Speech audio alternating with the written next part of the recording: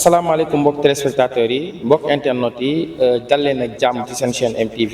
alors tey jii nag ñu ngi fii ci siège yu ENDA fas yéene couvrir li nga xamante ne moo di formation la plateforme ONGIS. formation bi nag formation wu 2 jours la moo di le 18 ak le 19 maanaam tey ak suba.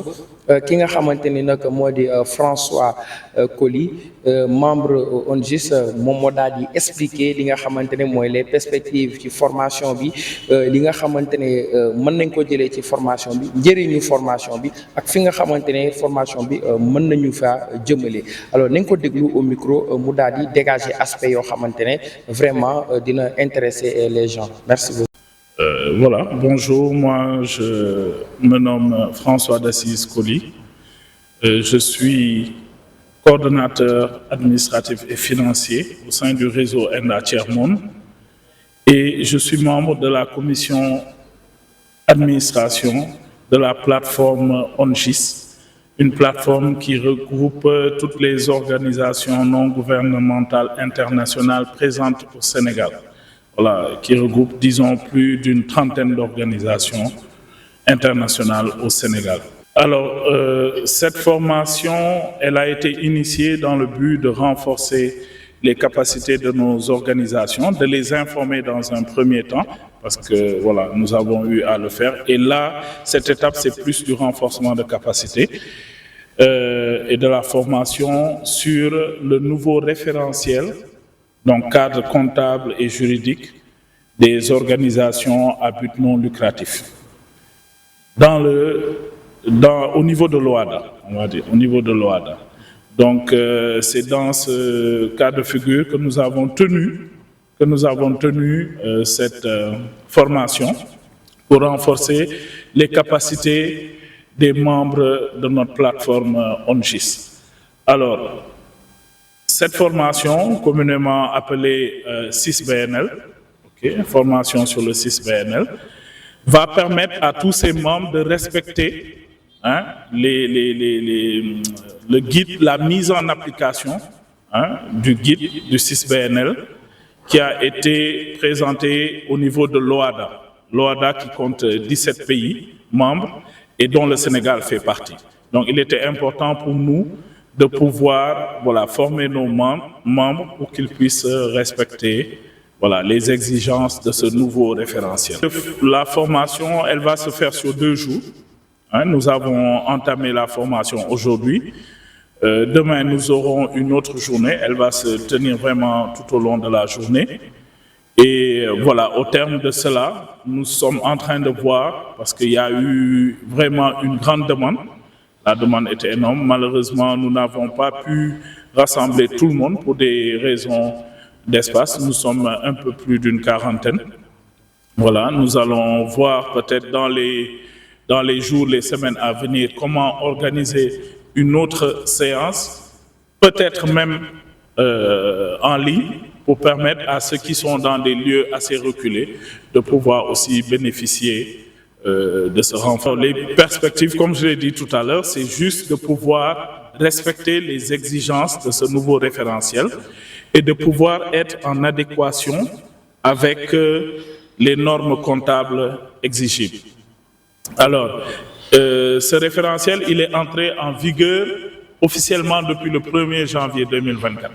Nous sommes aujourd'hui au mois de juin 2025. Ça vous dit un peu le retard qui a été accumulé, en fait, du fait justement de la non-sensibilisation ou alors du manque de formation des entités à but non lucratif pour pouvoir vraiment respecter ces exigences-là. Donc, on a accumulé un long retard, mais nous sommes en train de le rattraper peu à peu en amenant les membres de notre plateforme à être informés, mais aussi formés, et par la suite, pourquoi pas, être accompagnés dans ce processus de mise en œuvre. Alors, la particularité de ce système, c'est qu'il vise des objectifs bien précis pour ceux qui l'ont mis en place, qui l'ont commandité, c'est de pouvoir avoir une maîtrise du flux financier dans le monde des organisations à but non lucratif. Donc ce flux financier-là, pouvoir le maîtriser.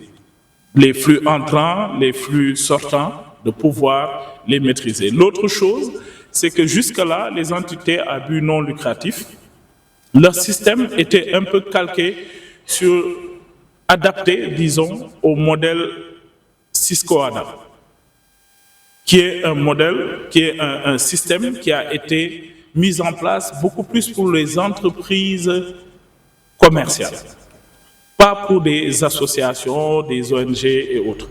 Alors, nous l'avons tout simplement adapté à notre mode de fonctionnement, mais ce n'était pas le nôtre. Aujourd'hui, le CIS-BNL vient, disons, résoudre un peu cette incohérence-là qu'il pouvait y avoir en nous mettant un système qui est dédié, mais qui prend son soubassement quand même sur le Cisco-ADA. Parce qu'il faut le dire, ce n'est pas un système qui a été mis en place et qui est tout nouveau, repensé de fond en comble. Il prend son soubassement sur le Cisco-ADA, mais c'est tout simplement que certaines spécificités du domaine dans lequel nous évoluons plutôt, les entités à but non lucratif, sont prises en compte. Pour permettre justement, comme je le disais tout à l'heure, de mieux maîtriser l'activité des organisations à but non lucratif, mais aussi le flux financier de leurs transactions. Alors, donc, ceci dit que cela va permettre à la transparence. C'est ça. Cela fait appel à de la transparence parce que derrière toutes ces exigences, il faut noter qu'il y a certaines qui amènent à un dépôt régulier des états financiers et exigibles, ce qui peut-être dans le passé n'était pas respecté à la lettre par toutes les organisations à but non lucratif.